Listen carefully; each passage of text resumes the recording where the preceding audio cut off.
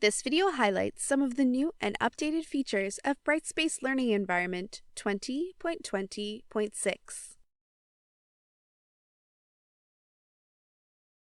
The classic tab view in Assignments has been transformed into a new, fully immersive page layout. The primary panel contains frequently used fields that are always displayed.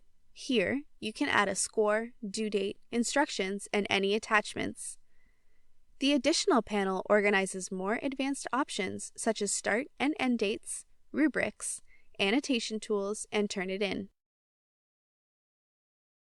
Now, when you copy outcomes, you can unlink the copied objects in the target course to be editable. Note, this feature does not apply to Achievement Standards Network, ASN, or Program Imported Outcomes. The Learning Outcomes hierarchy tree is now displayed in quizzes. From the Edit Quiz page, click Add Edit Questions. Select the questions you want to align to learning outcomes. Click More Actions and select Align to Outcomes.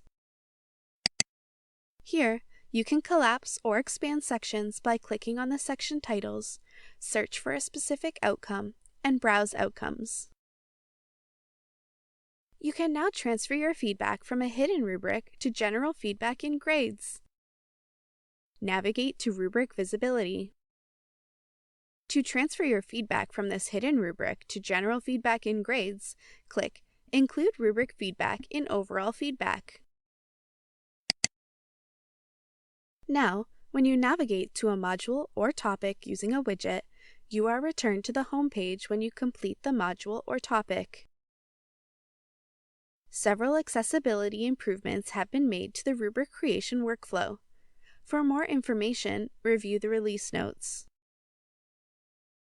Self-serve analytics allows for personalized and customized reporting to be completed in an easy way without additional systems, technical skills, or alternate logins.